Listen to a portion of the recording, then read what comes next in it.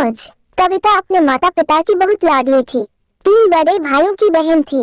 कोई भी चीज मांगने पर उसी वक्त सामने हाजिर हो जाती। पूरे घर में रौब था उसका। पूरे परिवार और नौकरों पर राजकुमारी की तरह हुक्म चलाती थी कविता। स्कूल में भी पूरा रौब था उसका। बड़े घर की लाडली जो थी वह। ऐसे ही उसने कॉलेज में दाखिला लिया। उसकी ठाट बाट, बड़ी गाड़ी में आना जाना, हर दिन नया फैशन देखकर हर कोई उससे दोस्ती करना चाहता था। थोड़े ही दिनों में उसके बहुत से दोस्त बन गए। पूरे कॉलेज में उसकी अपनी ही एक पहचान थी। इन दिनों उसके घर एक रिश्ता आया। खानदानी लोग थे और पापा की पुरानी जान पहचान थी उनके साथ। कविता के साथ कोई जबरदस्ती नहीं थी, पर कविता ने फिर भी हाँ कर दी, क्योंकि वह अपने परिवार से बहुत प्यार करती थी। वह जानती थी कि वह लोग उसका अच्छा ही सोचेंगे। लड़की का नाम राज था। राज काफी पढ़ा लिखा और समझदार लगता था। ससुराल वाले भी बहुत अच्छे थे। ससुराल में कविता की जगह वैसी ही थी जैसी कि मायके में। कोई भी कार्य कविता की सलाह के बिना नहीं होता था। सबकी लाडली बहू बन गई थी वह। फिर उसके घर एक बेटे का जन्म हुआ। राहुल कविता को जान से प्यारा था। पोता पाकर ससुराल वाले तो फूले नहीं समाते थे। कविता कभी कभी सोचती कि उसकी किस्मत कितनी अच्छी है। उसका हर अपना उसे कितना प्यार करता है। चाहे जीवन में कैसा भी समय आए, मेरे अपने हमेशा मेरे साथ हैं। मैं कभी अकेली नहीं हो सकती। कितनी खुशकिस्मत हूँ मैं। पर शायद कविता की खुशियों को उसकी अपनी ही नजर लग गई थी। एक दिन वह मायके जाने की जिद कर बैठी। राज को बहुत काम था, लेकिन वह फिर भी उसे ले गया। रास्ते में उनकी गाड़ी अन्य गाड़ी से टकरा गई। कविता, राज और राहुल बहुत बुरी तरह से जख्मी हो गए। काफी दिनों के इलाज के बाद राज और राहुल तो ठीक हो गए, लेकिन कविता पूरी तरह ठीक ना हो सकी। सर पर चोट लगने के कारण वह अपनी आंखों की रोशनी खो बैठी। अब कविता की किस्मत जैसे उल्टे पांव चलने लगी। मायके वाले कुछ दिनों तक उसे मिलने आते रहे, फिर कभी कभार फोन ही करके पूछ लेते कि अब कैसी हो। धीरे धीरे ये सिलसिला भी कम हो गया। ससुराल वालों की सहानुभूति भी कम होने लगी।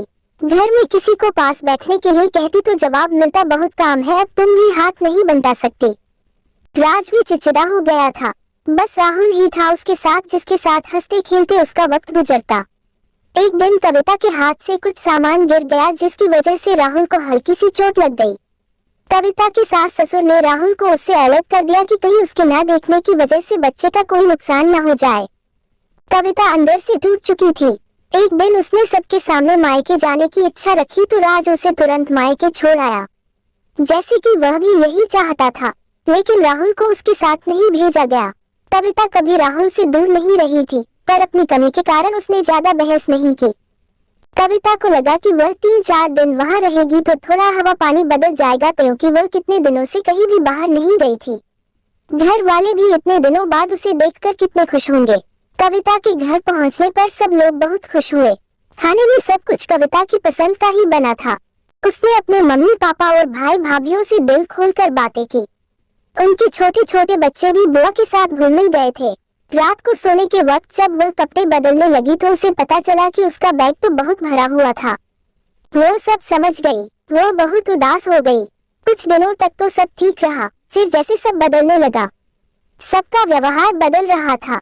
वो लोग जैसे थक चुके थे उससे।